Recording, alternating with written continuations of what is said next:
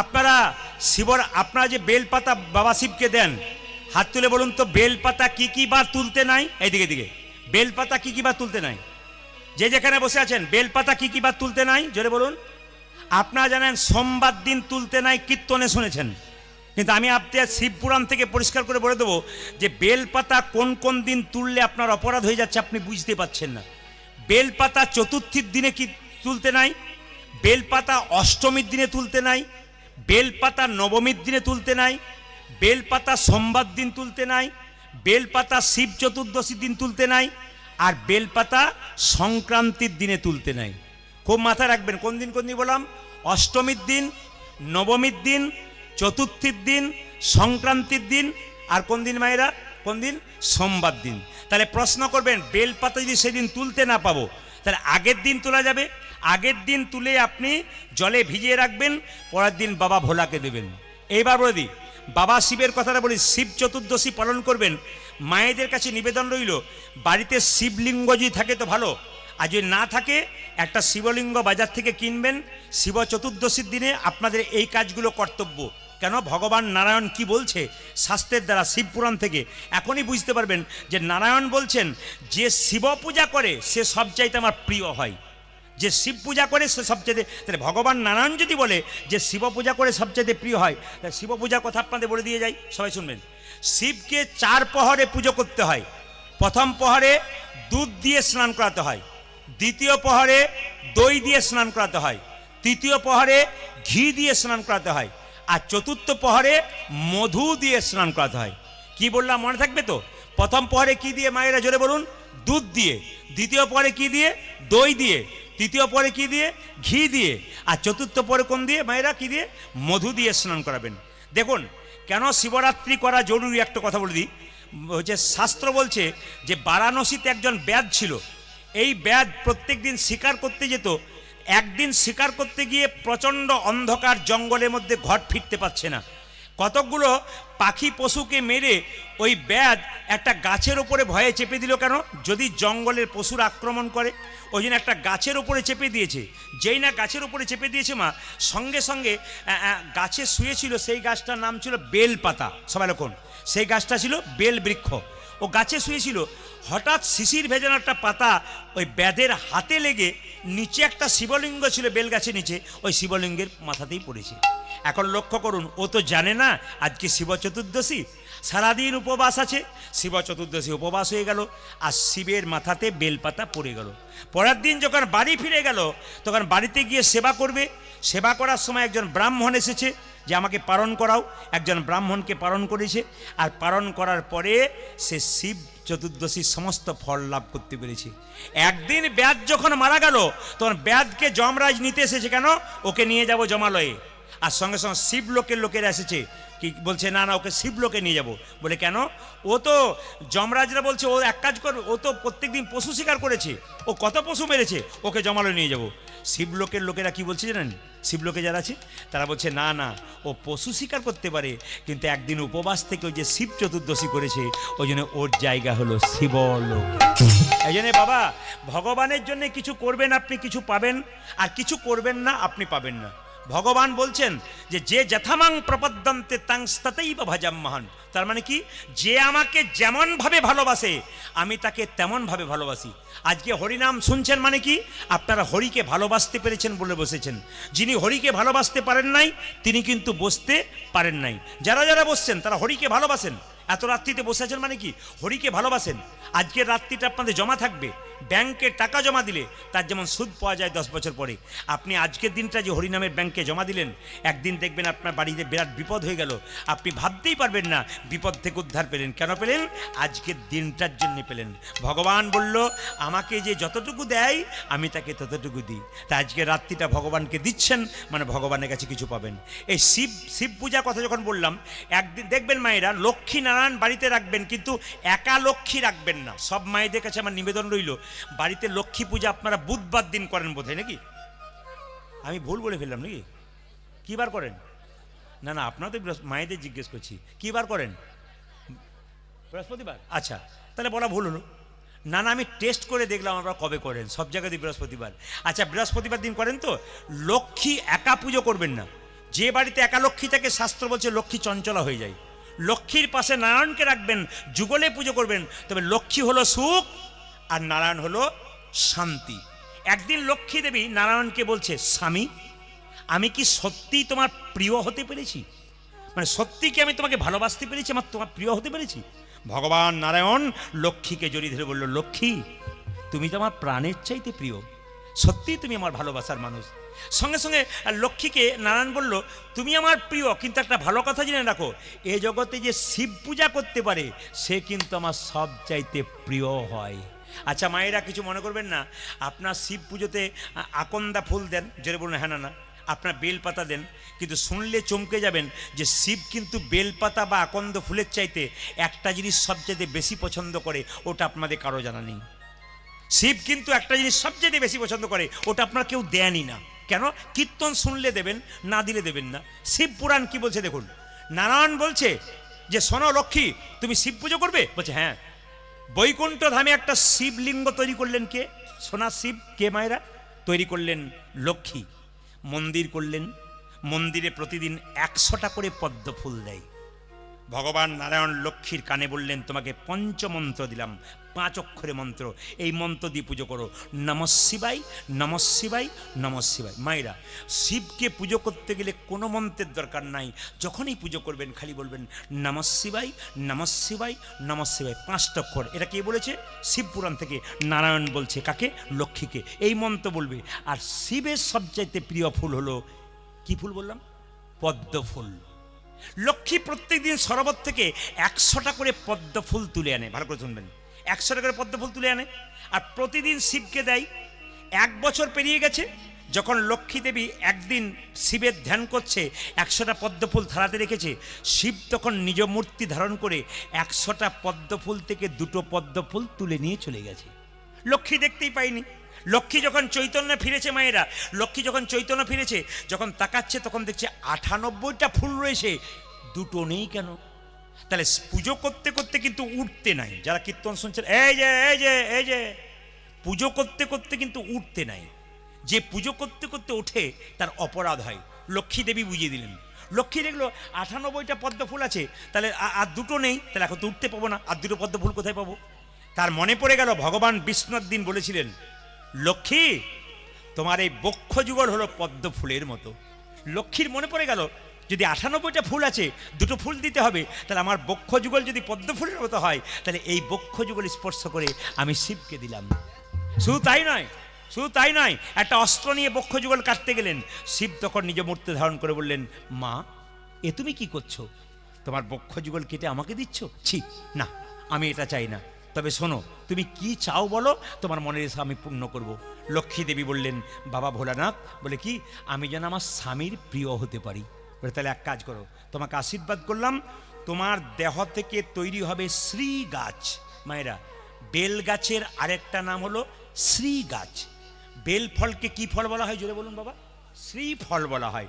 বলছে তোমার যে বেল ফল হবে ওটার নাম শ্রীফল, আর তোমার যে পাতা হবে ওটার নাম হবে শ্রী পাতা, শ্রী পাতা। আর তোমার যে বেল ফল হবে, যেমন তোমার বক্ষের সুধা এত মিষ্ট, সেরকম বেল ফলের মধ্যে সেই মিষ্টতা থাকবে, আর বেল ফলের মধ্যে 1000 গুণ থাকবে।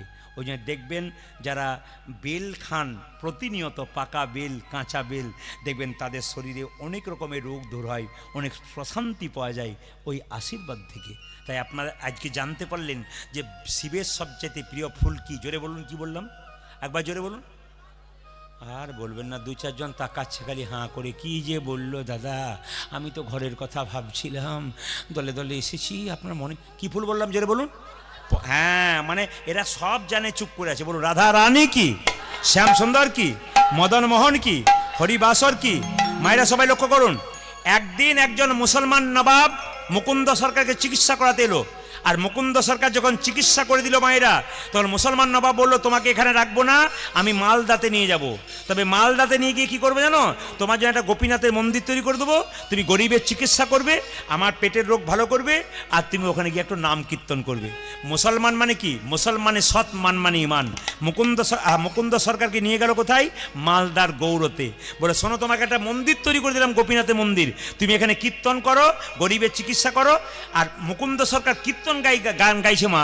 আর নবাব হোসেন শাহ কী করছে, সবাই তাকান, নবাব হোসেন শাহ একটা মেয়ে তাকে পাখা করছে, তালপাতার পাখা, তার মধ্যে ময়ূরের পালক, শুনবেন ভালো করে, তালপাতার পাখা, তার মধ্যে ময়ূরের পালক। মুকুন্দ সরকার কীর্তন করছে আর নবাব দেখছে, আর নবাবকে একটা মেয়ে পাখা করছে, ওটা মনে রাখবেন। কি পাখা বললাম, তালপাতার পাখা, তার মধ্যে কিসের পালক, ময়ূরের পালক ছিল। মুকুন্দ গাইছে, কি গাইছে, রূপের কথা গাইছে, যেহেতু এরপর রাস হবে, এক একটা রূপের গান না গাইলে হবে না, তাই সবাই মিলে একটু করজোরে বসুন, একবার ভক্তি করে। মুকুন্দ গাইছে, আমার কানু সে বিনোদ রায়, আমার কানু সে বিনোদ রায়, আমার কানু সে বিনোদ রায় গো, কানু সে বিনোদ রায়, আমার কানু সে বিনোদ রায় গো, আমার কানু সে বিনোদ রায়, আমার কানসে বিনোদ রায় গো, আমার কানসে বিনোদ রায়। এই চুপচাপ বসলে হাজার চিন্তা আসে, চুপচাপ বসলে হাজার চিন্তা। ভগবানের নাম গুণগান কীর্তন হয়, একটু হাততালি দিতে হয় বসে বসে। বাবু হয়ে বসুন, বাবু হয়ে বসুন। কিছু কর্মের মধ্যে থাকলে মানুষ কিচ্ছু মনে থাকবে না, আর কর্ম না করলে দেখবেন হাজার চিন্তা মাথায় আসবে। হাততালি দিয়ে, আমার কানু সে বিনোদ রায় গো, আমার কানু সে বিনোদ রায়, আমার কানু সে বিনোদ রায় গো, কানু সে বিনোদ রায়, বিনোদ চূড়াই বিনোদ বরিহার, বিনোদ চড়াই বিনোদ বরিহার, বিনোদ চূড়াই বিনোদ বরিহার, বিনোদ চূড়াই বিনোদ বরিহার, বরিহা বরিহা বিনোদ ইউরিছে ভাই গো, আমার কানু সে বিনোদ রায়, আমার কানু সে বিনোদ রায় গো, কানু সে বিনোদ রায়, আমার কানসে বিনোদ রায় গো, আমার কানসে বিনোদ রায়। এই যে এই যে এই দেখুন, ও তার বিনোদ ললাটে বিনোদ তিলক, বিনোদ বিনোদ সাজে গো, বিনোদ ললাটে বিনোদ তিলক, বিনোদ বিনোদ সাজে গো, বিনোদ ললাটে বিনোদ তিলক, বিনোদ বিনোদ সাজে গো, ওর বিনোদ ললাটে বিনোদ তিলক, বিনোদ বিনোদ সাজে গো, বিনোদয় ধরে বিনোদ মুরলী, বিনোদয় ধরে বিনোদ মুরলী, বিনোদয় ধরে উলধ্বনি,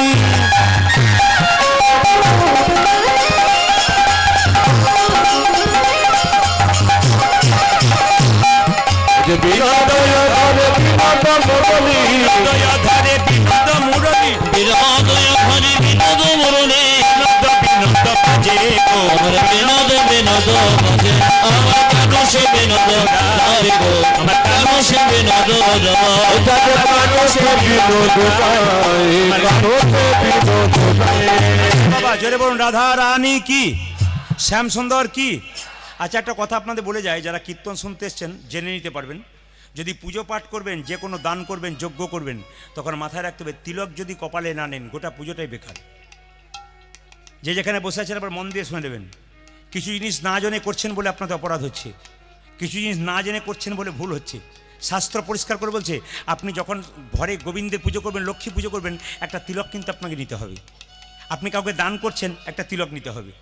আপনি সকালবেলায় দরজা খুলছেন, বাড়ির দরজাটা যে প্রথম খুলবে, হরে কৃষ্ণ নাম করে খুলবে, কেন যমরাজ যেন প্রবেশ করতে না পারে। যেখানে কৃষ্ণ ভগবানের নাম আছে সেখানে কিন্তু যমরাজ আসতে পারে না।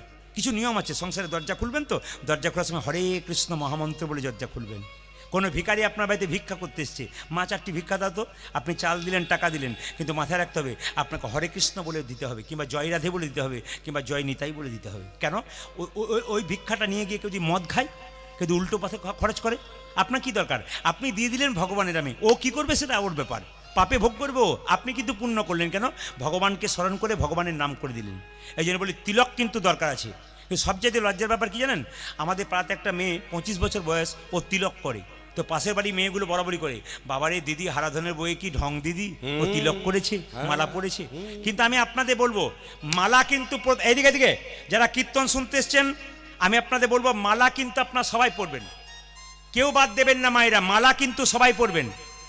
আমি সোনার মালা বলছি না, তুলসীর মালা বলছি না, রূপোর মালা বলছি, আমি একবারও বলি নাই। মালা কিন্তু সবাই পরবেন। কিসের মালা? তুলসীর মালা। অনেকে বলে তুলসীর মালা তো পড়তে বলছেন, মাছ মাংস খায় মালা পরে অপরাধ হবে না? কেন মালা না পরে মাংস খেলে অপরাধ হয় না বুঝি? মালা পরে খেলে অপরাধ হয়? এই যে মালা না পরে খেলে অপরাধ হয় না? মালা না পরে খেলে যে অপরাধ, বরং মালা পরে খেলে কি হবে, আপনার বিবেকটা জন্মাবে, আমার মালা আছে, আমাকে এবার ছাড়তে হবে। আপনার যে রোগটা আছে খাওয়ার, আস্তে আস্তে মালা নিলে ওই রোগটা কিন্তু আস্তে আস্তে দূর হবে। সবাই তাকাবেন যে যেখানে বসে আছেন মায়েরা। মালা যারা মাছ মাংস খান, এইদিকে যারা আমিষ খান, আপনাদের এখানে কেউ মাছ মাংস খায় না? না, সবাই খায়? আচ্ছা ঠিক আছে, বেশ বেশ। যারা খান তাদের জন্য বলি, এইদিকে কিছু মনে করবেন না বাবা, একটা কথা বলবো। একজন ছেলে আমাকে পরশু তারিখে একটা আসরে গান গাইছি হাওড়াতে, আমি কে কে মাংস খাই, ও হাত তুলে বলছে আমি খাই। বলে কদিন খাও? বলছে প্রতিদিন খাই। বললাম এক কাজ করো ভাই, তুমি কিছু মনে করো না, তোমার আঙুলটা একটু কেটে দিতে পারবে? বলে কেন? আমি খাবো ঝোল করে। না দেবো কেন? তোমার আঙুলটা তুমি কেটে দিতে পারবে না, একটা জীবকে যখন কাটছো তার কত কষ্ট হচ্ছে একবার অনুভব করতে পারছো না? এইদিকে মায়েরা, তোমার আঙুলটা কেটে গেলে তোমার কত যন্ত্রণা হয়, একটা জীবকে পশুকে যখন কাটবে তখন সে ছটপট ছটপট ছটপট ছটপট ছটপট করবে। তোমাকে যদি মাঝ রাস্তায় কাটা হয় তোমার কি অবস্থা হয়? ও পশু, ও প্রতিবাদ করতে পারে না, ও পাখি, ও প্রতিবাদ করতে পারে না বলে ওকে কাটছো। ও কিন্তু কাটার সময় যখন শ্বাস বেরিয়ে যাচ্ছে, মায়েরা যখন জীবন বেরিয়ে যাচ্ছে, যে খাবে তাকে অভিশাপ দিয়ে যাচ্ছে, যে কাটছে তাকে অভিশাপ দিয়ে যাচ্ছে। আমরা তো অভিশাপ কুড়িয়ে নিচ্ছি। এইদিকে এদিকে কিছু মনে করবেন না। অনুকূল ঠাকুর বলেছেন, যে যত ভোগী সে তত রোগী, আর যে যত ত্যাগী সে তত নিরোগী। এই জগতে যে এইদিকে এইদিকে এইদিকে এই জগতে যে যত বেশি খায় সে তত তাড়াতাড়ি যায়। ভাগবত কি বলল তাকান, নিজের হাতটা মাপবেন, যদি এরকম খেতে পারেন তাহলে দাম আছে, আর নালে নিতাই গৌর হরি বলেছে। ভাগবত কি বলেছে তাকিয়ে দেখে নিন। আপনি যখন খাবেন না, আপনার এই হাতটা জঠর, মানে পেটটার যে সাইজ, সবসময় নিজে যে যত বড় হাত তত বড় কিন্তু জঠরের সাইজ। তো এই হাত অনুযায়ী যতটা খাবার জুটছে, খাবার ধরছে, ততটাই খাবেন। তার বেশি খেলেই কিন্তু আমরা বেশি খাই বলে তো তাড়াতাড়ি যাই। অনুকূল ঠাকুর বলেছে, যারা মাছ মাংস খায় তারা কলা গাছের মতো, হুড় করে বাড়ে, হুড় করে যায়। আর যারা নিরামিষ খায় তারা বট গাছের মতো ধীরে ধীরে বাড়ে আর বহুদিন পর্যন্ত বাঁচে। আপনাদের কাছে নিবেদন রইল, একজন সাধুকে একজন এখন একটু হাসি লাগছে, এখন দেখবো অনেকে হাসি লাগছে, বাবা তা বলে কি কাল ছেড়ে দেবো নাকি, কুটুম এসছে ছেড়ে দেবো, প্রত্যেক দিন খাবো, তুমি যতই বলো। না না, আপনি খাবেন, খান, কোনো ব্যাপার নাই, আমি বিচার করতে বললাম আপনি খাবেন কি না। আপনার আঙুলটা কেটে দেবেন কাউকে, তারপর খাবেন, দেখবেন। আপনাদের বারণ করছি না, কিন্তু আপনারা ধীরে ধীরে ছাড়বেন, চেষ্টা করবেন যতটা ছাড়তে পারেন, আপনাদের জীবন সুন্দর হবে বলে গেলাম। এবার আপনারা করবেন কি না করবেন আপনাদের বিচার রইল। এইদিকে মায়েরা, তাহলে বলছে যত বড় বড় বৈষ্ণব আছে, সাধু আছে, 100 বছর বাঁচছে, নিরামিষ খাই, অথচ শক্ত হয়ে আছে। কেন হয়ে আছে? বিখ্যাত হয়ে আছে। কেন মায়েরা? কিছু ত্যাগ করতে পেরেছে। কিছু ত্যাগ করবেন না, তা যেমন বৃহস্পতিবার দিন খেতে নাই, জন্মাষ্টমীর দিনে খেতে নাই, দুর্গাষ্টমীর দিনে খেতে নাই, বিশেষ বিশেষ দিনগুলোতে, অমাবস্যার দিন, পূর্ণিমার দিন। এখন তো অনেকে জানে না কবে অমাবস্যা ওঠে, কবে পূর্ণিমা ওঠে, যেদিন পাচ্ছে চালিয়ে দিচ্ছে। সবচাইতে দুঃখের ব্যাপার, এগুলোকে মানবেন, জীবন সুন্দর হবে। সবাই লক্ষ্য করুন মায়েরা, তিলকের কথা যখন বললাম, এই 5টা আঙুলে তিলক করা যায়। সবাই তাকে নিন। এই আঙুলটার নাম কি? বৃদ্ধাঙ্গুষ্টি। এই আঙুলটার নাম কি? তর্জনী। এই আঙুলটার নাম কি? মধ্যমা। এই আঙুলটার নাম কি? অনামিকা। এই আঙুলটার নাম কি? কনিষ্ঠা। ধরুন মন্দিরে ব্রাহ্মণ পুজো করছে, ধরুন পুজো করছে, আপনি গিয়ে বললেন, বাবা একটা সিঁদুরে ফোঁটা দাও তো। যদি তিনি প্রকৃত ব্রাহ্মণ হন, তাহলে সিঁদুরে ফোঁটা কিন্তু আপনাকে এই আঙ্গুলে দেবে। সবাই তাকান। আপনি যদি তিলক করছেন, আপনাকে কেউ জিজ্ঞেস করলো, একটু তিলকের ফোঁটা দাও তো মা, তখন আপনি কোন আঙ্গুলে দেবেন? সবচাইতে নিয়ম হচ্ছে, শাস্ত্র বলছে এই আঙ্গুলে দেবেন। যদি এই আঙুল ছাড়া অন্য আঙুলে দেন তাহলে ভুল করছেন। আর কোন আঙুলে মায়েরা এই আঙুলটা কখন দেবেন? বলছে যদি আপনার বাড়িতে কেউ মারা গেছে কিংবা পাশের বাড়িতে মারা গেছে, মৃত ব্যক্তির কপালে একটু তিলক দিতে হয়। আর তিলক যদি দিতে হয় তবে মৃত ব্যক্তির কপালে সেই সময় তর্জনীতে দিতে হয় এই আঙুলে। খুব মাথায় রাখবেন, এগুলো জেনে যাবেন, আপনাদের কাজে লাগাছে। আপনাকে কেউ বললো মারা গেছে গো, একটু কপালে তিলক করে দাও তো, আপনি জানতে পারলে ঠিক জায়গায় করলেন, নাহলে যদি ঠিক জায়গায় না করলেন কিন্তু উল্টো হয়ে গেল। এই আঙুলে কাকে করবেন? এই আঙুলে কাকে করবেন মায়েরা? এই আঙুলে নিজে তিলক করবেন। নিজে তিলক করা আঙুল হচ্ছে মধ্যমা। আর এই আঙুলে কাকে? ভগবান বিষ্ণুর চরণে এই আঙুলে তিলক করবেন, গুরুদেবের চরণে এই আঙুলে তিলক করবেন। আর এই আঙুলে তিলক কাকে করবেন? ভাইয়ের কপালে দিলাম ফোঁটা, জমের দুয়ারে পড়ল কাটা, যমুনা দে জমকে ফোঁটা, আর আমি দিই আমার ভাইকে ফোঁটা। তাই আপনাদের কাছে নিবেদন রইল, প্রত্যেকটা আঙুলের কিন্তু প্রত্যেক দেখবেন, এই আঙুলটা ভগবান বিষ্ণুকে বাতাসা দেবেন, এই আঙুল টাচ থাকবে। তুলসী পত্র দেবেন, এই আঙুল টাচ থাকবে। ফুল দেবেন, এই আঙুল টাচ থাকবে। এগুলো কিছু জেনে যেতে হয়, দেখবেন জীবনে লাভ আছে। তো তিলক কিন্তু প্রত্যেক, হ্যাঁ অনেকে বলবেন তিলক যে করব লোকে ঠাট্টা করবে, কিছু দরকার নেই। আপনাদের সহজ পদ্ধতি বলে দিই। শাস্ত্র বলছে এই যে আমাদের মতো তিলক করতে হবে তার কোনো মানে নেই মায়েরা, আমাদের মতো তিলক করবেন তার কোনো মানে নেই। যখন পুজো করছেন না, হাতে একটু জল নিয়ে নিলেন, জল নিয়ে কী করলেন? এই আঙুলে করে যেমন আমরা তিলক করছি, যেমন তিলক করছি সেরকম একটা তিলক করে নিন, জল তিলক। এর নাকে ফোঁটা নিয়ে নিলেন, এখানে জল তিলক করে নিলেন। কেউ বুঝতেই পারলো না তিলক নিলেন, কিন্তু তিলক আপনার নেওয়া হয়ে গেল। আর মালার কথা যখন বললাম, প্রত্যেকটি হিন্দু জাতির প্রত্যেক কাছে নিবেদন রইল, আপনার মালা করবেন। যারা মাছ মাংস খান তারা মালাটা গলা থেকে ঝুলিয়ে পড়বেন এদিকে, যারা মাছ মাংস খান তারা মালাটা গলা থেকে এতটা ঝুলিয়ে পড়বেন। আর যারা নিরামিষ খান তারা গলাতে যেন কণ্ঠে লেগে থাকে। মালা ক প্যাঁচ পড়বেন মায়েরা? মালা সবচাইতে ভালো 3 প্যাঁচ পরা। এইদিকে মালা সবচাইতে 3 প্যাঁচ পরা, যেমন আমাদের 2 প্যাঁচ আছে। 2 প্যাঁচটা সাধারণত সবাই পরতে পারে। 1 প্যাঁচ মালা কিন্তু কেউ কোনোদিন, আরে বাবা রে, 1 প্যাঁচ মালা কিন্তু কেউ কোনোদিন পরবেন না। ক প্যাঁচ বললাম? 2 প্যাঁচ, সবচাইতে ভালো কি 3 প্যাঁচ। সবাই লক্ষ্য করুন, মুকুন্দ সরকার গাইছে গানটা, আর কে দেখছে মায়েরা? নবাব দেখছে। ও তার বিনোদ গলায় বিনোদ মালা, বিনোদ বিনোদ দোলে, বিনোদ গলায় বিনোদ মালা, বিনোদ বিনোদ দোলে, বিনোদ গলায় বিনোদ মালা, বিনোদ বিনোদ দোলে, তার বিনোদ গলায় বিনোদ মালা, বিনোদ বিনোদ দোলে। কোন বিনোদিনী বিনোদ গাঁথনি, কোন বিনোদিনী বিনোদ গাঁথনি, বিনোদিনী বিনোদ গাঁথনি, কোন বিনোদিনী বিনোদ গাঁথনি, বিনোদ ফুলে গো, বিধেছে বিনোদ ফুলে, আমার কানু সে বিনোদ গায় গো, কানু সে বিনোদ গায়। ও যাবে কানে সে বিনোদ গায়, কানে সে বিনোদ গায়।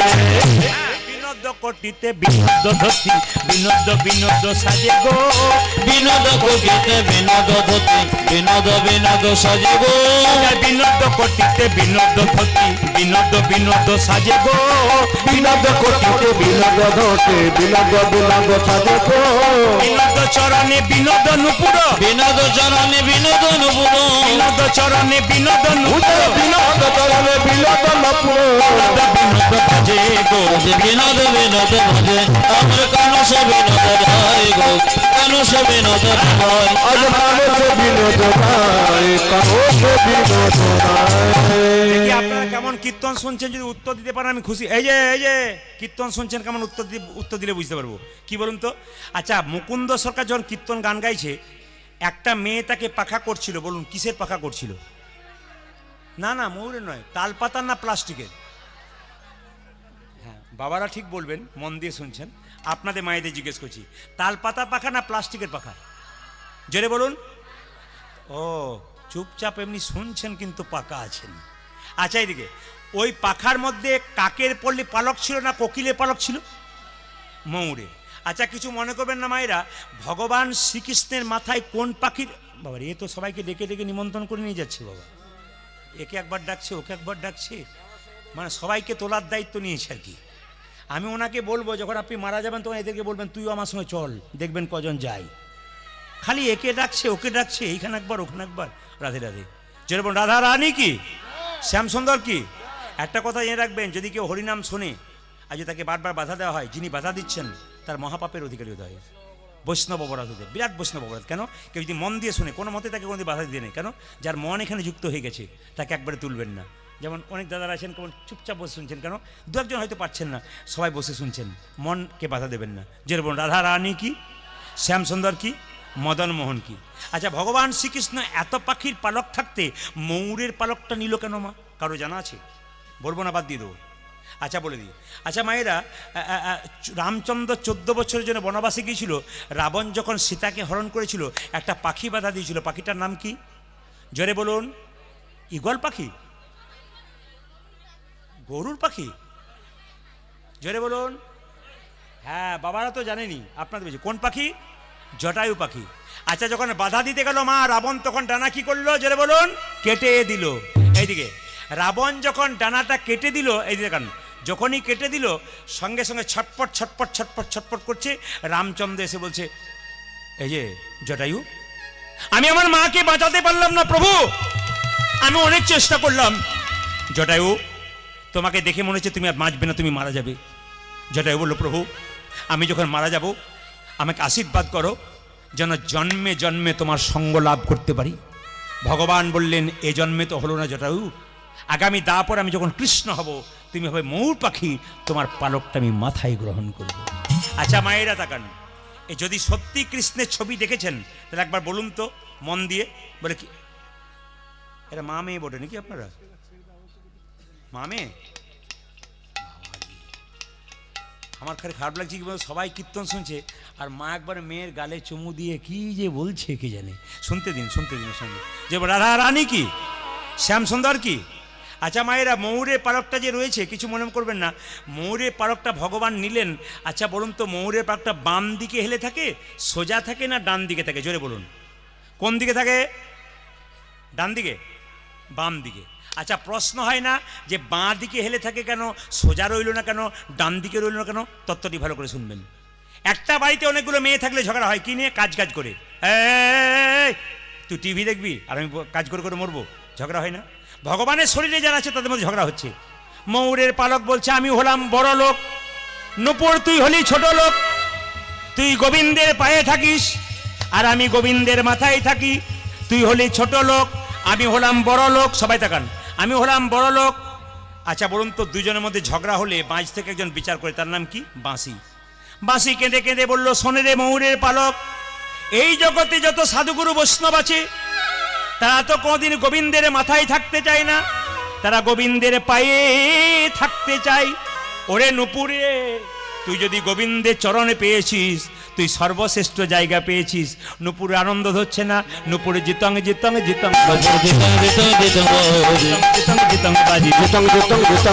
গোবিন্দের রাঙা চরণে পেয়ে জিতং জিতং জিতং,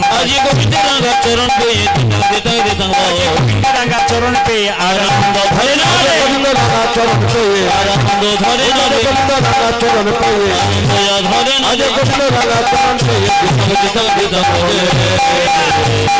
সবাই তাকান।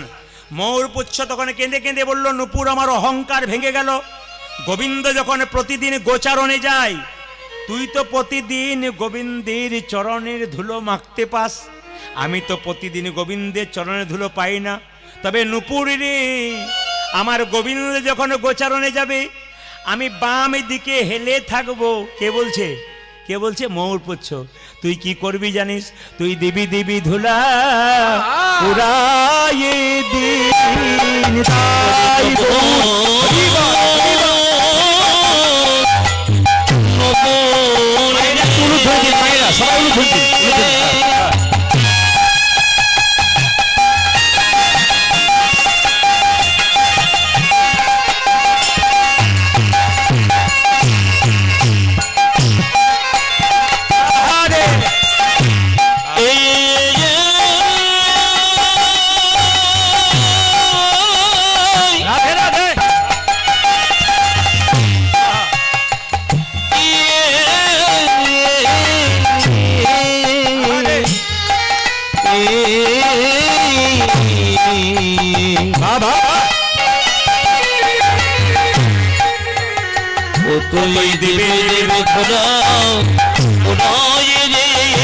আমি মাথা পেতে ধারণ করবো, দিবি দিবি ধুলা উড়াইয়ে দিবি। আমি মাথা পেতে ধারণ করবো, দিবি দিবি ধুলা উড়াইয়ে দিবি। মাথা পেতে ধারণ করবো, মাথা পেতে ধারণ দেবে পুরায়ে দেবে। একটা কারণ হলো গোবিন্দের চরণে ধুলো মাখার জন্য, একটা কারণ কি বলুন তো, মৌপুচ্ছ জানে সোজা থাকলে গোবিন্দ বদন দেখবো, ডান দিকে থাকলে গোবিন্দ বদন দেখবো, কিন্তু বাম দিকে থাকলে গোবিন্দ বদন তো দেখবো, তার সঙ্গে একজন থাকে, আমি রাধা বদন দেখতে পাবো, রাধা বদন দেখিতে পাবো, রাধা বদন দেখতে পাবো, আমি রাধা বদন দেখতে পাবো। তাই তো বামে হেরে রইব রাধা বদন দেখতে পাবো। আমি তাই তো বলে ফেলে রইব রাধা তাই বল হইব। তাই তো ভাবে গেলে বলবো, রাধা বদন দেখতে পাবো, তাই তো ভাবে গেলে বলবো, আমি রাধা বদন দেখতে পাবো, রাধা বদন দেখতে পাবো। বেশ, বেশ। আপনারা একবার হাত তুলে সবাই মিলে গাইবেন, কারণ আমি তো কোনোদিন রাত্রি 9টার সময় গান গাই না, প্রত্যেক জায়গায় 6টা। কালকে যেমন আমার গান আছে বারুইপুরে, মাত্র বিকেল 4টা থেকে। তার মানে ওনারা জানেন যে 4টের সময় বা সন্ধ্যাবেলায় দিলে বয়স্ক মানুষরা বহু দূর থেকে আসেন, সবাই কীর্তন শুনতে পারবেন। তো এখানকার দাদারা বললেন ঠিক আছে 9টার সময় করুন। তো আপনারা যখন বসে আছেন সবাই মিলে হাতটা তুলে একসঙ্গে তালি দেবেন, সবাই শ্যামলতনু একসঙ্গে একসঙ্গে সুন্দর করে একসঙ্গে, খুব সুন্দর। এরপরে কিন্তু সুন্দর একটা তত্ত্বের কথা বলবো। একবার সবাই মিলে দাদা ভাইরা বাবারা যারা আছেন একটু হাত তুলবেন একসঙ্গে, মায়েরা খুব সুন্দর করে ভক্তি করে হাত তুলুন একসঙ্গে, শ্যামল তনু একসঙ্গে তালি। হ্যাঁ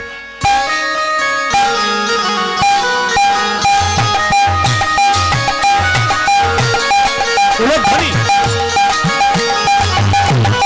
সবাই মিলে।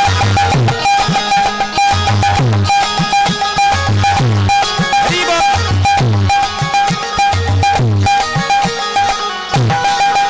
হরি বল।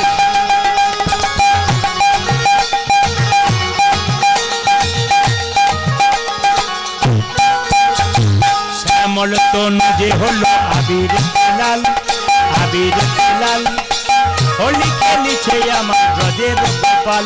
ধ্বনি শ্যামল তনু যে হলো আবির তিলক, আবির তিলক, হোলি খেলিছে আমার ব্রজের গোপাল। ভালো ভালো ভালো। এত দাঁড়ান দাঁড়ান, এত রাত্রিতে এত সুন্দর তালি, এত সুন্দর উলু, ধন্যবাদ জানালাম আপনাদেরকে। হাত তুলে শ্যামল তনু যে হলো আবির লাল, আবির লাল, হোলি খেলিছে আমার ব্রজের গোপাল। শ্যামল তনু যে হলো আবির লাল, আবির লাল, হোলি খেলিছে আমার ব্রজের গোপাল। যে সাথে লইয়ে শ্রীরাম সদা যত না কথা, ওহো সাথী লই, সাথী লই, সাথী লই শ্রীরাম সদা যত না রাখো। তবে আপনারা কিছু মনে করবেন না, আমার যতগুলো আসর আপনারা ইউটিউবের মাধ্যমে দেখবেন ক্যামেরাতে, প্রতিটি আসরে মোটামুটি 30 থেকে 35-40 হাজার মানুষ হয় প্রতিটি আসরে। আজকে আমি খুব আনন্দিত কেন বলুন তো, এত কম সংখ্যক ভক্ত নিয়ে আমি এতদিন কীর্তন গান গাইছি, এত কম সংখ্যক ভক্ত নিয়ে আমি কোনোদিন গাইনি। কালকে ক্যামেরাম্যানরা বোধহয় কোথায় ছিল, ছিল সোনাখালীতে। হ্যাঁ, এরা দেখেছে একবার আসর পরিপূর্ণ থই থই করছে, কত ভক্ত জায়গা পায়নি, অত বড় আসর, প্রচুর লোক ঢুকতে পারেনি, পালিয়ে গেছে। কিন্তু আপনার রাত্রি 9টার সময় করছেন, শুনছেন। এই দিকে দেখান, একটা জিনিস দেখলাম কি জানেন, 2-4 জনকে দেখতে পাচ্ছি এখানে, শ্রোতা কিন্তু দেখলাম এইদিকে এইদিকে এইদিকে, মানে 40,000 শ্রোতা দেখেন, 10,000 দেখেন, 20,000 দেখেন, এখানে কি শ্রোতা দেখলেন? এখানে শ্রোতা 3 রকম দেখলাম। একটি শ্রোতা কারা? যারা মন দিয়ে কীর্তন শুনছে তারা শ্রোতা, এইদিকে যারা মন দিয়ে কীর্তন শুনছে তারা শ্রোতা। আর শ্রোতা কে বলুন তো? একজনের কানে একজন ফুসফুস দিচ্ছে, কটা বাজছে দেখি তো, আর বাড়ির মেয়েরা তো আসতেই পারছে না এখন পর্যন্ত। ও তো বাড়িতে কাল সকালে আবার লোকজন থাকবে, তাই রান্নাবান্না করতে অনেক ব্যাপার আছে। একটা আবার 3-4 জন বন্ধু কীর্তন শুনতে এসছে, চল প্রদীপ পালকে দেখে আসি। ও তো দেখলো 3 জনকে নিয়ে গেলো শ্রোতা। এখানে ওটা কম আছে, অন্য জায়গায় 2 জায়গায় থাকে। আর সৌতা কারা বলুন তো? আমাদের শ্যামল তনু যে হলো আবির, এরকম পার্টি যে আপনাদের নাই সেটা বললে হবে না, কারণ বাবারা বুঝতে পারছেন না, আপনারা তো বসে আছেন ডান দিকে, আপনারাও বুঝতে পারছেন না, কিন্তু আমি তো সব দিকে তাকাচ্ছি, 2-4 জনকে দেখতে পাচ্ছি শ্যামল তনু যে হলো, আমি তখন বুঝতে পারছি পার্টি রয়েছে। আসলে এরা কেমন তো সৌতা। একটা ছোট্ট কথা বলি, আমাকে আপনারা ক্যামেরাতে কদিন দেখছেন? 7 বছর, 6 বছর, 5 বছর দেখছেন, কিছু মনে করবেন না। আমি কি তার আগে গান গাইতাম না? যখন ক্যামেরাতে আমি আসিনি, ইউটিউবে আমি আসিনি, ফেসবুকে আসিনি, তার আগে কিন্তু আমি ঝাড়খণ্ডে প্রচুর গান গাইতাম, প্রচুর গান। ঝাড়খণ্ডে প্রচুর গান হয়, অসম্ভব আসর হয়, দেখলে মাথা খারাপ, এত আসর হয়, বাড়ি বাড়ি আসর হয়, 4 দিন করে গান করাই, এক ব্যক্তি একাই। কোনো মাস্টারমশাই 10,000 লোকের সেবা করাচ্ছে, কিন্তু একজনই কীর্তন করাচ্ছে। অবাক হয়ে যাবেন, ঝাড়খণ্ডে প্রচুর গান হয়। তো এক জায়গায় আমি কীর্তন করতে যাই, প্রতি বছর যাই রামনবমীর দিনে, মায়ের সবাই এরকম। তো ওখানে 4 দিন করে কীর্তন হয়, আমি 2 দিন থাকি। তো এই বছর কীর্তন করতে জবাব দিয়েছি। গত বছর গিয়েছিলাম, তো দেখতে পাচ্ছি মায়েরা একজন বয়স্ক লোক 4টা থেকে 7টা রামায়ণ পাঠ করবে, আর 7টার পরে আমার কীর্তন হবে। সবাই তাকান, 7টার পর আমার কীর্তন, আর 4টা থেকে 7টা রামায়ণ পাঠ হবে। তো আমাকে কমিটি বলছে, প্রদীপবাবু একজন বয়স্ক লোক রামায়ণ পাঠ করবে, দেখবেন কত জ্ঞানী। বললাম তাহলে এক কাজ করি, যেখানে দেখিবে ছাই উড়াইয়া দেখো তাই, পাইলেও পাইতো অমূল্য রতন পাইতে পারো। তা আমি দেখলাম আচ্ছা ঠিক আছে, যদি কিছু পাইতো পাবো। আমি বসে শুনছি মায়েরা 4টা থেকে 7টা, অনেক মেয়েরা কীর্তন রামায়ণ পাঠ শুনতে আসছে, আমি চেয়ারে বসে আছি। দেখছি একজন বুড়ি মাকে একজন নাতনি আঙুলে ধরে নিয়ে এলো, এইদিকে আঙুলে ধরে নিয়ে এলো। রামায়ণ শুরু হলো, বুড়িমা পা লম্বা করলো। রামায়ণ শেষ হলো, বুড়িমা গা লম্বা করলো। আমার কীর্তন শুরু হলো, বুড়িমা নাক ডাকতে শুরু করলো। পাটি দলে আছে, নাক ডাকতে শুরু। কীর্তন যখন শেষ হয়ে গেছে মায়েরা, সবাই যখন উঠছে, তখন নাতনি বলছে ঠাকুমাকে, ঠাকুমা ওঠো। বলে আরম্ভ হইল, বলে আজ আর হবে না, কাল হবে, চলো। সবাই চলে গেল। মায়েরা কিছু মনে করবেন না, কুঞ্জবর্ণনের পরে সকালবেলা আমাকে এসে বলছে, বাবা প্রদীপ তোর কীর্তনের বলি হারি যাই। এমন কেন, তুমি তো ঘুমোচ্ছিলে, কেমন বুঝেছো? বলছে তোর কীর্তনে খুব মজা আছে। বললাম বুঝলাম না, কি মজা? বলছে বাড়িতে আমার ছেলেরা আমাকে খুব ভালোবাসে, এত গরম 3টে করে ঘুমের ট্যাবলেট দেয়, 2টো করে ফ্যান দেয়, ঘুমই আসে না, আর তোর কীর্তনে কি ঘুমই ছাড়ে না। যাক তাহলে কিছুটা লাভ আছে না, কি বলছেন? ঘুমোলেও লাভ আছে। এখন লক্ষ্য করো মায়েরা, যে রামায়ণ পাঠ করছে সে তখন গিয়ে বলছে, এই যে বুড়িমা রামায়ণ পাঠ শুনলে? বলছে বাবা 3 দিন ধরে রামায়ণ পাঠ শুনলাম, সব বুঝতে পারলাম, একটা জিনিস আমার মাথায় ঢোকে নাই। বলে কি? রাম রাক্ষস না রাবণ রাক্ষস? রামায়ণ পাঠক রেগে বলছে, রামও রাক্ষস নয়, রাবণও রাক্ষস নয়, রাক্ষস আমি যে বোঝাতেই পারলাম না। দেখবেন কীর্তন বুঝতে না পারলে বলে প্রদীপ পাল রাক্ষস এসেছিল। হাত তুলুন, হাত তুলুন, হাত তুলুন, হাত তুলুন, হাত তুলুন, হাত তুলুন, হাত তুলুন, হাত তুলুন।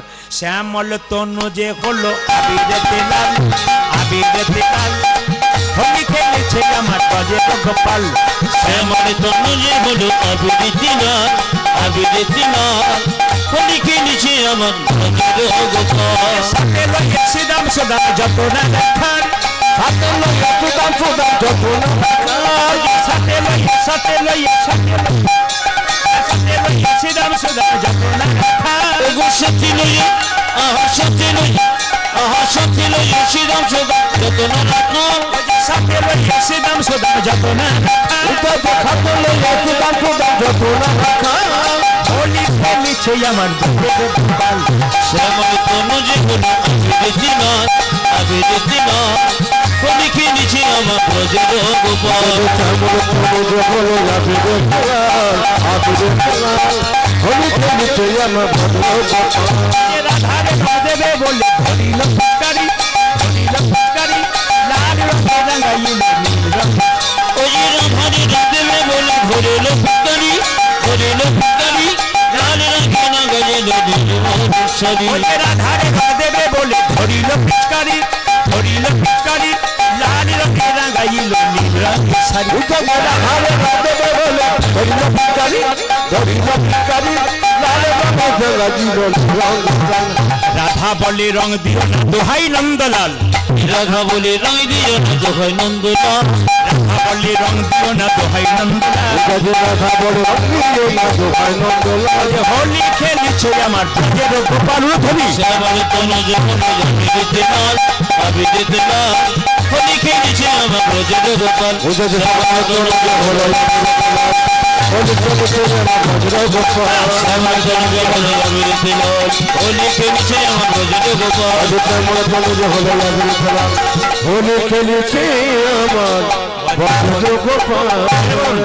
রাধা রানী কি, শ্যাম সুন্দর কি, জয় মদন মোহন কি, জয়। যাদের ঘুম আসছে তাদের কি দেখলাম পরীক্ষা করে একবার যেরকম রাধা রানী কি, শ্যাম সুন্দর কি। বাবা যারা জ্ঞানী মানুষ এসছেন একবার মন দিয়ে শুনবেন। টাকার ওপরে একজন মহাপুরুষের ছবি থাকে, মহাপুরুষটার নাম কি জোরে বলুন। টাকার ওপরে একজন মহাপুরুষের ছবি থাকে, নামটা কি? মহাত্মা গান্ধী। আচ্ছা ওনাকে শুধু ছবিতে দেখছেন, ওনার গুণ শুনেছেন?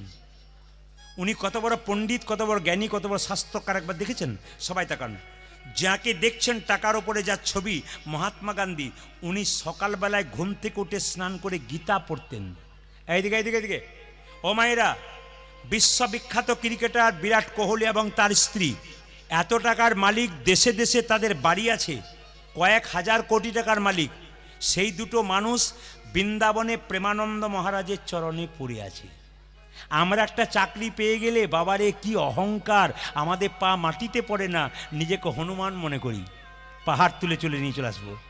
সবাই লক্ষ্য করুন, যে যেখানে বসে আছেন মায়েরা একটু অনুভব করবেন, অনুষ্কা কত টাকার মালিক, রোহিত শর্মা ক্রিকেটার কত টাকার মালিক, অমিতাভ বচ্চন, এমনকি কয়েকদিন আগে দেখলাম কে কুমার শানু, তার কাছে গিয়ে মাথা নত করে বসে আছে।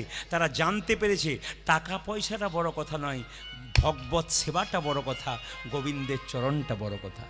ও মায়েরা, ছোটবেলা থেকে ছেলেদেরকে গীতা পড়ান। যদি গীতা পড়াতে না পারেন, বিবেকানন্দের চরিত্র পড়ান। বলে কেন? বিবেকানন্দ কি চরিত্র শুনবেন আপনারা? বিবেকানন্দ বলছেন, a lamp does not burn without oil, so a man can not live without God. তিনি বলছেন, একটা ল্যাম্প যেমন তেল ছাড়া জ্বলতে পারে না, একজন মানুষ সেরকম ভগবান ছাড়া বাঁচতে পারে না। এইদিকে তাকাবেন, এইদিকে। মহাত্মা গান্ধী সকালবেলায় ঘুম থেকে উঠে স্নান করে গীতা পড়তেন এবং গীতাকে মা বলতেন, নিজের মাকে মা বলতেন।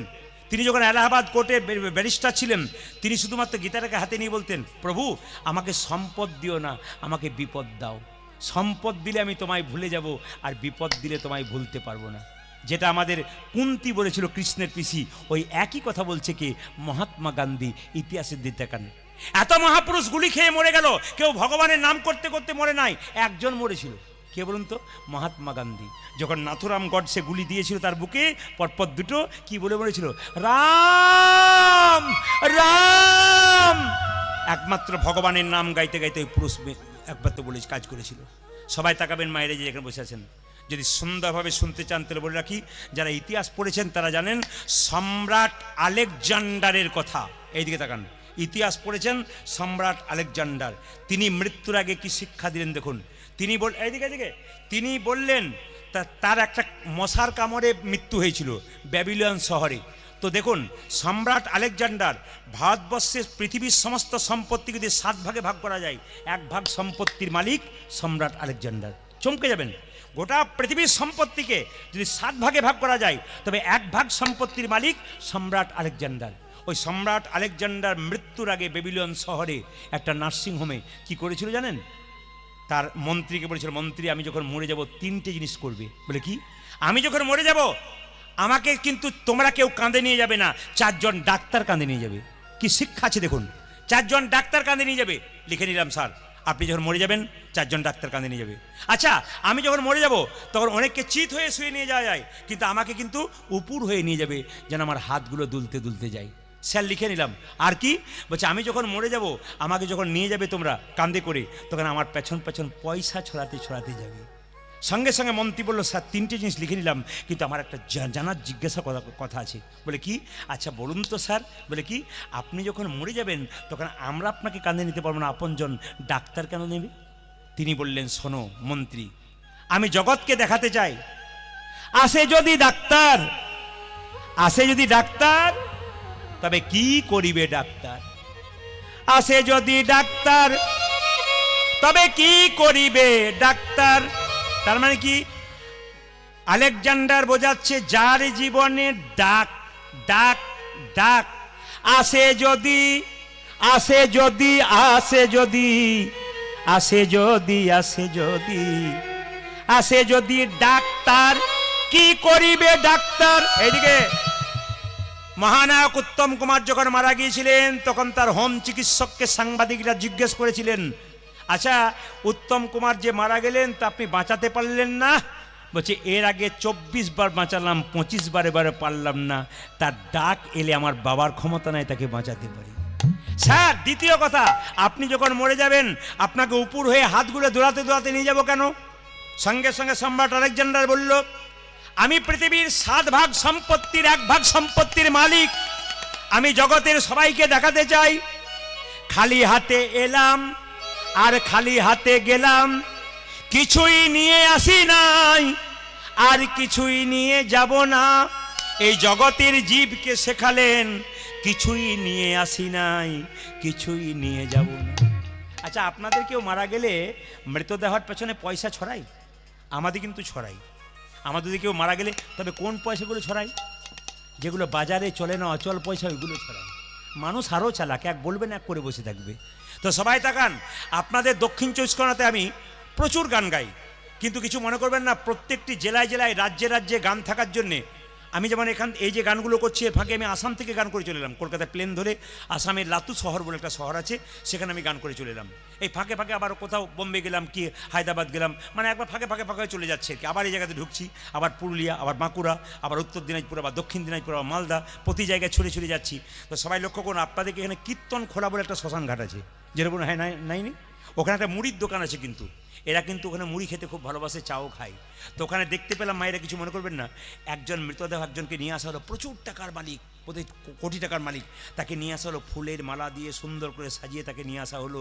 তাকে চিতাতে যখন শুইয়ে দেওয়া হলো, কিছুক্ষণ পরে মায়েরা লক্ষ্য করুন, একজন ভিখারি রাস্তায় মরে গেছে, পচে গেছে গাটা, তাকে সে একটা ভালো করে মানে বেঁধেছে, বেঁধে তালাই দিয়ে খড়ের দড়ি দিয়ে ভালো করে বেঁধে তাকে নিয়ে এসেছে, প্রচণ্ড দুর্গন্ধ। সেই লোকটাকে পাশে শুয়ে দিয়েছে, আর কোটি টাকার লোকটা পাশে শুয়ে আছে। ভিখারিটা যেন বলতে চাইছে, বাবু কতবার তোমার বাড়ি গেছি, বাবু একবার দেখা দাও, কিছু দাও। তুমি দূর দূর করে তাড়িয়ে দিয়েছ, তুমি বাবু, আমি ভিখারি, কিন্তু বাবু আজকে তুমি যেখানে শুয়ে আছো আমি তার পাশে শুয়ে আছি। ওগো বাবু গো, জগতের মানুষকে শিখিয়ে দাও। বলে কি, আসার সময় তুমি যেমন এসছিলে আমি তেমন এসছিলাম, যাবার সময় তুমি যেমন যাচ্ছ আমি তেমন যাচ্ছি, মাঝখানে শুধু তুমি বড়লোক আর আমি ভিখারি। ও মায়েরা, এ সংসারে কেউ কারো নয় গো, যতক্ষণ তোমার দেহে প্রাণ ততক্ষণ ভালোবাসাবাসি, প্রাণ যখন শেষ হয়ে যাবে আর কেউ ভালোবাসবে না। যে ব্যক্তি রাস্তায় অ্যাক্সিডেন্ট হয়ে মরে গেছে, তাকে বাড়ির ভেতরে এনে আর ঢোকানো হবে না, তাকে বাড়ির দরজা থেকে কিন্তু বড়হরি করে দেবে। দেখবেন যে লোকটা মরে গেছে তাকে তাকিয়ে দেখবেন মায়েরা, যে লোকটা মরে গেছে তাকে দেখবেন মৃত্যুর সময় তার বিছানাটা সঙ্গে দিয়ে দেবে, তার গায়ের চাদরটা সঙ্গে দিয়ে দেবে, তার গায়ের জামাটা সঙ্গে দেবে, কিন্তু সারা জীবন যে এত টাকা রোজগার করলো 1 টাকাও সঙ্গে দেবে না। সারা জীবন কষ্ট করে একটা সোনার মালা করেছে, ওটা বাক্সের ভেতরে ঢুকিয়ে রেখেছে, যাবার সময় দিচ্ছে না। তোমার এত কষ্টের ধন দিচ্ছে না, তোমার অঙ্গেরগুলো দিচ্ছে কেন? তোমারগুলো পড়লে রোগ হতে পারে, তোমাকে দেখে ভয় হচ্ছে, তাই তোমাকে সঙ্গে করে এগুলো দিয়ে দিচ্ছে। তাহলে কি সংসার করবেন না?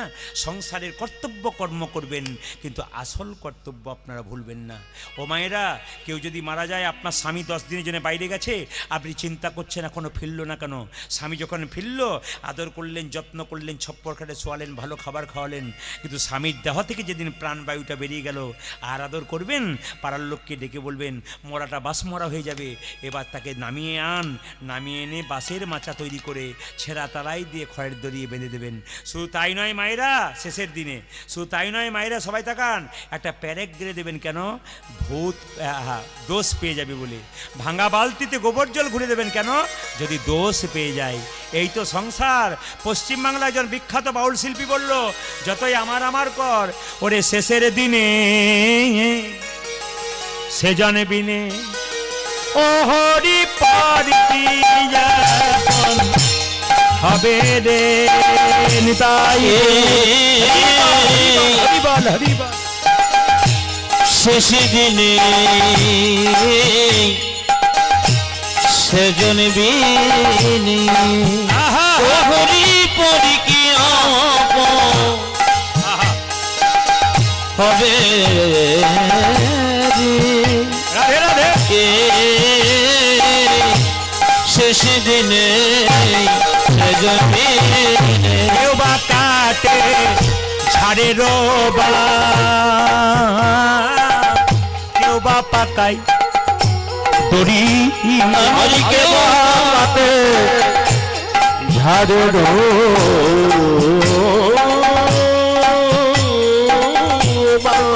হরিবল হরিবল। কেউ বা পাকায় দড়ি। মায়েরা, এই গানটা মধ্যে কত বাস্তব ছবি আছে দেখুন। কেউ বা কাটে ছাড়ে রবা, কেউ বা পাকায় দড়ি রে। আমার কেউ বাগানে ঝাড়ে রবা,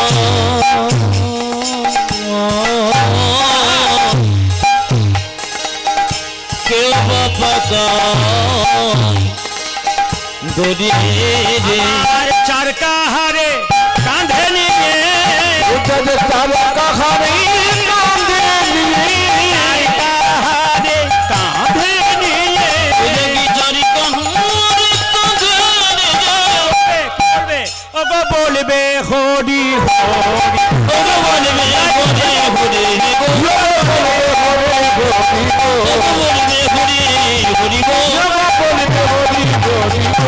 বলিবে হরি হরি গো। সেজনে একটা সুন্দর কথা আছে, বলছে যদি কেউ মারা যায় পৃথিবীতে সবাই 2-4 দিনের জন্য কাঁদে, একজন সারা জীবনের জন্য কাঁদে। কে বলুন তো, জোরে বলুন তো, জোরে বলুন, কে কাঁদে সারা জীবন? কে কাঁদে? মা কাঁদিবে বাবা বাছা, অগ্নি কাঁদে ভাই। আমার মন দিবি আরে বাবা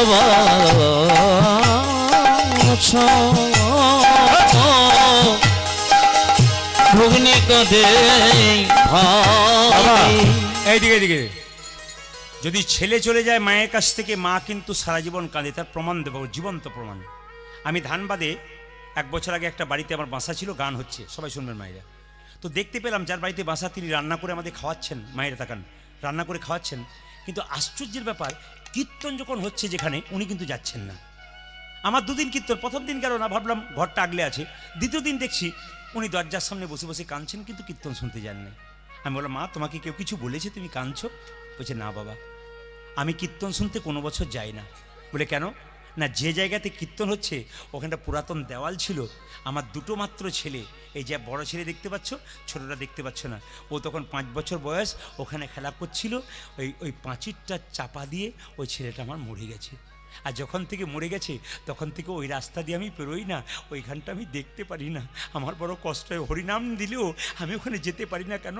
আমার ছেলে যে ওইখানটাতে মারা গেছে, কত দেওয়াল চাপা পড়ে কত কষ্ট করে আমার ছেলের প্রাণটা বেরিয়েছে, ওই জায়গাতে আমি মা হয়ে যাব কি করে? মায়ের মতো আপন কেউ হয় না, যার মা কাঁদে তার জগৎ কাঁদে। সবাই শুনবেন, এই জগতে মায়ের মতো কেউ হয় না। একজন মা একজন বাচ্চাকে 10 মাস 10 দিন গর্ভে ধরে রাখে।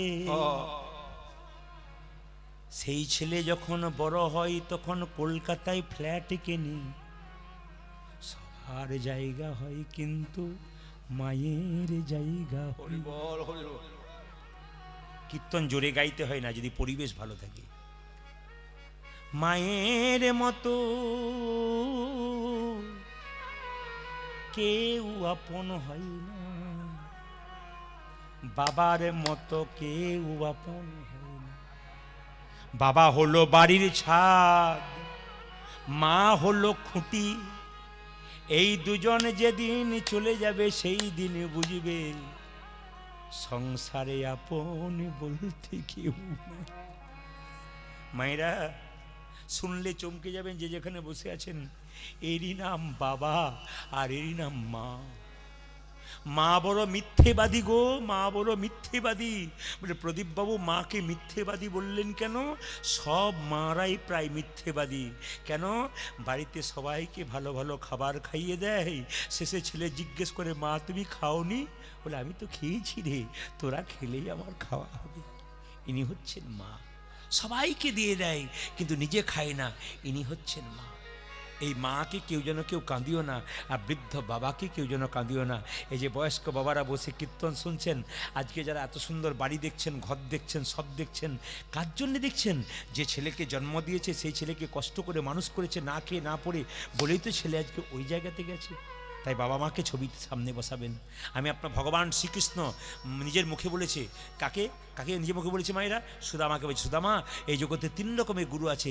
প্রথম গুরু পিতা মাতা। বলে কেন? যার বাড়িতে বাবা কাঁদে মা কাঁদে সে আমাকে পায় না। যদি বাবা মা কেঁদে কেঁদে বেড়ায়, খাবার জন্য কেঁদে কেঁদে বেড়ায়, আর সেই ছেলে যদি আমার নাম করে করে নাচে, ওর কোনো লাভ হবে না। আগে ওর বাবা মাকে দেখতে হবে।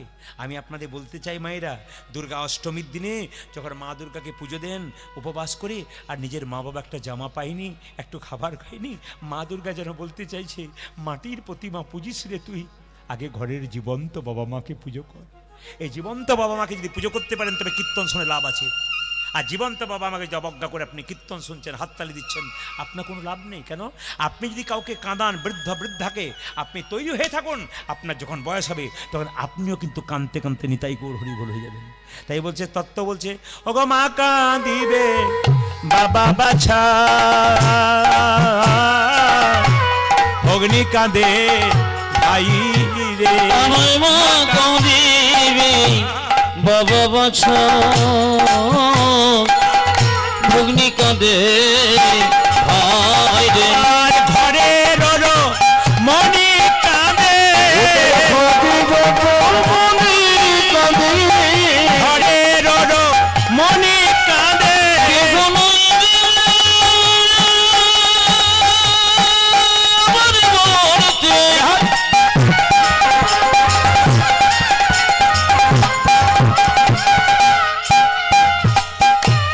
এই সংসারে আমার বলিতে আর কেহ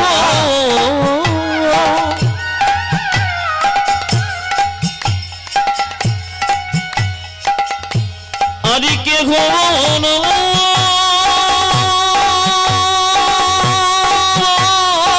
হরি বল।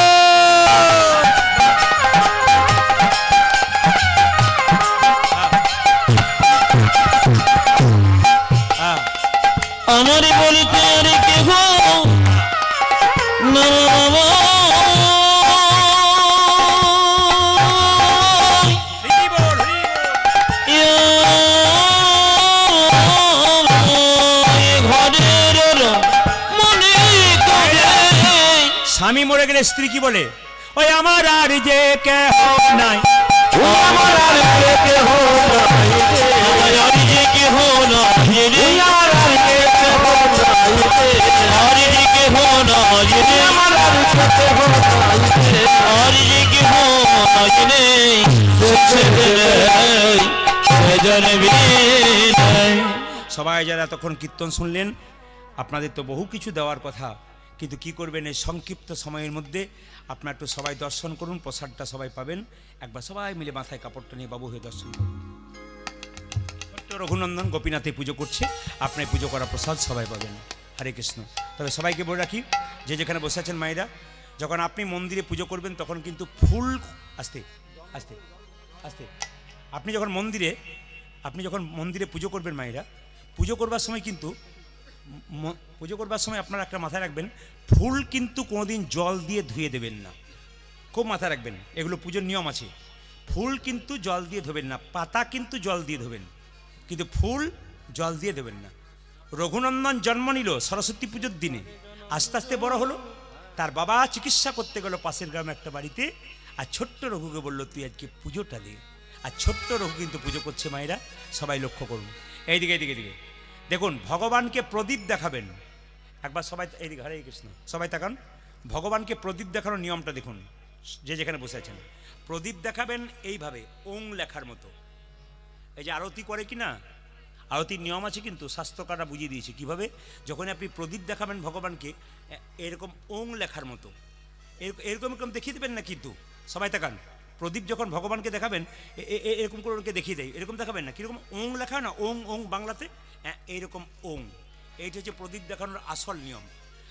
আপনি ধূপকাঠি দেখাচ্ছেন ভগবানকে, ধূপকাঠি কিন্তু ভগবানকে এরকম ওং লেখার মতো দেখাতে হয়, এমনি এমনি করে নয়, কিন্তু ওং লেখার মতো দেখাতে হয়। শাস্ত্রকাররা পরিষ্কার করে বলেছে, নিয়মে করবেন তো ভালো। ভগবানকে যখন প্রদীপটা দিচ্ছেন, যখন তেলের প্রদীপ দেবেন তখন ভগবানের ডান দিকে দেবেন, আর যখন ঘিয়ের প্রদীপ দেবেন ভগবানের বাঁ দিকে দেবেন। শঙ্খ কিন্তু মন্দিরে বাজাবেন, কিন্তু 4 বার বাজাবেন। কবার? 3 বার বাজাবেন। কেন? ব্রহ্মাকে উদ্দেশ্য করে, মহেশ্বরকে উদ্দেশ্য করে, বিষ্ণুকে উদ্দেশ্য করে। আর শঙ্খ 4 বার বাজালে কী হয় মা? ওষুধদেরকে আহ্বান করা হয়। ওই জন্য ভুল করে 4 বার বাজাবেন না। শঙ্খ বাড়িতে দুটো রাখবেন, একটা জলশঙ্খ, একটা বাদ্যশঙ্খ।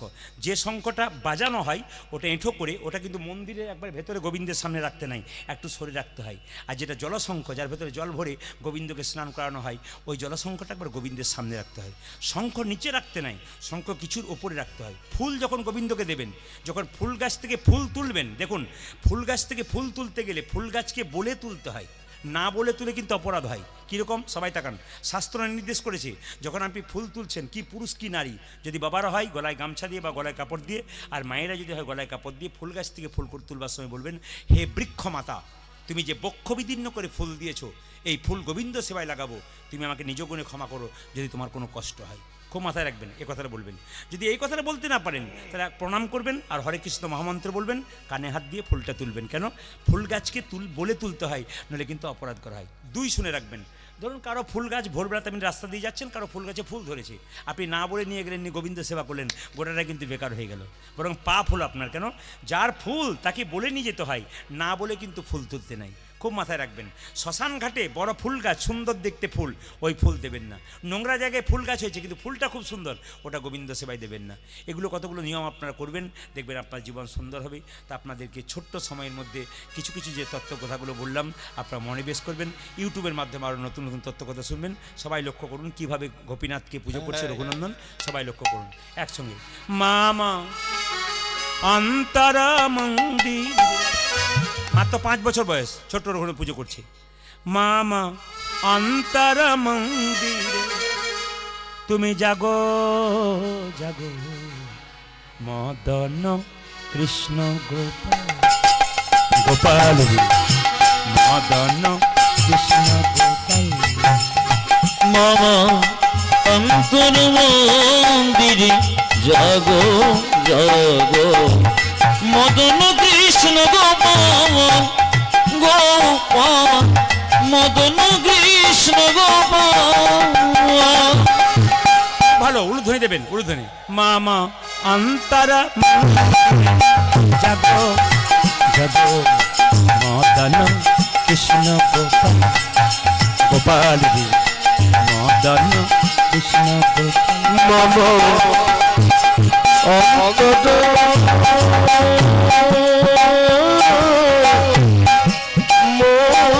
মন্দিরে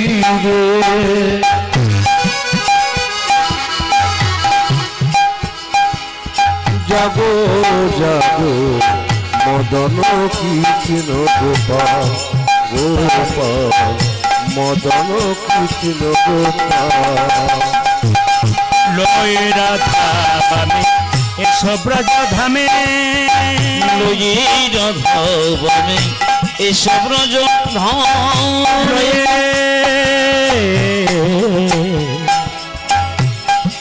লয়ে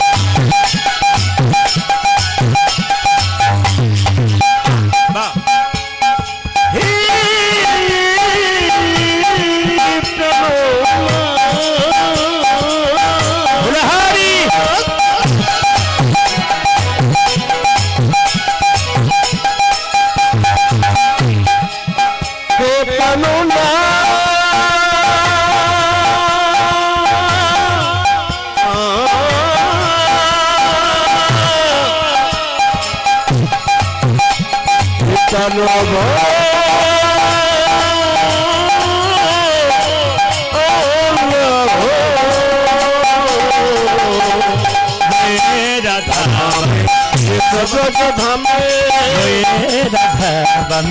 এসব রাজধামে তুমি লই রাঘবনে এসব রাজধামে এসো এসো গিরি ধারিলা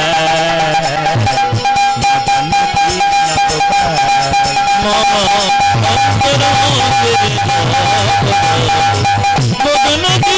গোপাল গোপাল মদন কৃষ্ণ গোপাল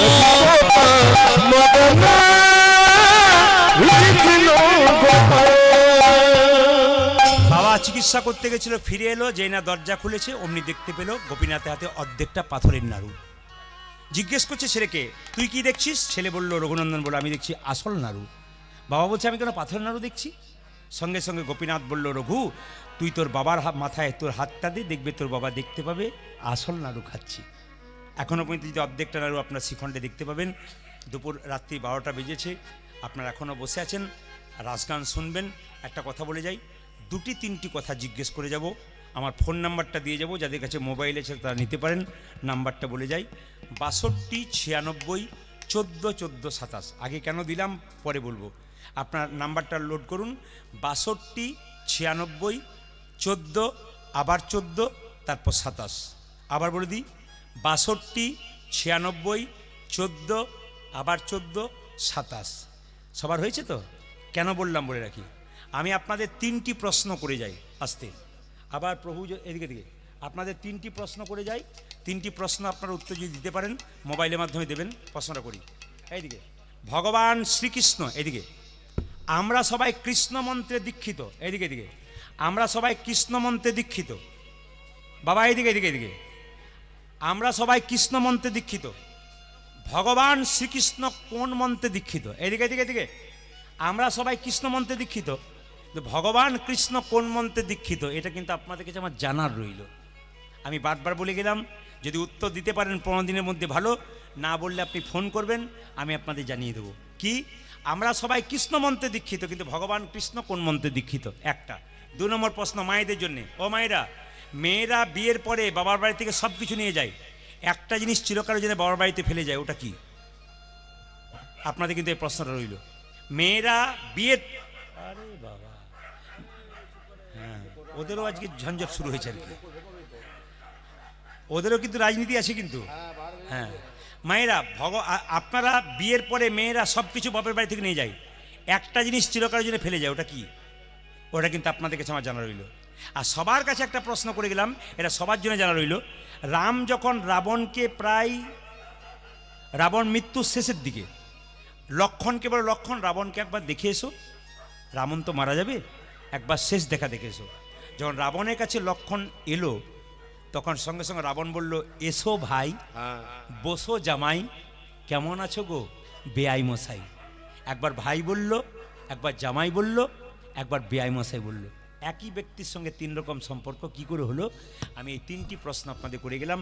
যদি কেউ উত্তর দিতে না পারেন, আমি 15 দিন পর আপনারা আমাকে হ্যালো করবেন এই নাম্বারে 62 96 14 14 27। যারা ক্যামেরা করছো তাদের কাছে নিবেদন রইল, এই নাম্বারটি কিন্তু সবাই তোমরা ইউটিউবের মাধ্যমে দিয়ে দেবে। অনেকে নাম্বার পায় না, একটা ফেক নাম্বার আমার উঠে গেছে, সেটা হচ্ছে লাস্টে 38 আছে। যদি কোনোদিন দেখেন যে কোনো নাম্বারের শেষে 38 আছে, উনি প্রদীপ পালের ম্যানেজার বলে, যে কোনো ডেট বললে উনি ফাঁকা বলবেন আর 10,000 20,000 টাকা বাইনা নিয়ে নেবেন। আপনি ভাববেন বাইনা হয়ে গেল, কিন্তু আপনার হচ্ছে না। ওই যে নাম্বারটা বলে দিলাম, 62 96 14 14 27, এটা আমার আসল নাম্বার। আরেকটা নাম্বার আছে যেটা আমি বলে যাই, ক্যামেরাতে দেখতে পাবেন, 97 32 16 99 34, এই নাম্বারটা আছে। এই 2টি নাম্বার ছাড়া বাকি নাম্বার দেখতে পেলে বুঝবেন আপনারা, একটা 34, একটা লাস্টে 27, কিন্তু 38 নাম্বার দেখলে বুঝবেন গন্ডগোল আছে। আসুন, এখনও যদি আপনারা দেখতে যান শিখণ্ডে দেখতে পাবেন। সবাই মিলে একটু হাতটা তুলুন একসঙ্গে, একবারে কাভি রামমানি একসঙ্গে একসঙ্গে। হ্যাঁ, কীর্তন তো শেষ হয়ে গেল, পরবর্তী রাশির দলকে আনুন। হাত তুলে মায়ের একবার সবাই মিলে একসঙ্গে একসঙ্গে হাত তুলুন, একসঙ্গে। হ্যাঁ তুলুন, হাত তুলুন, বাহ, একসঙ্গে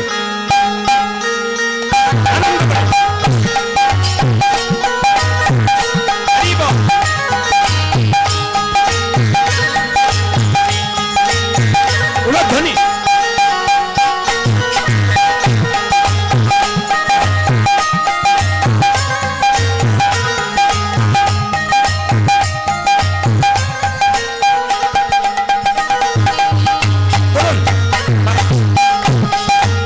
বল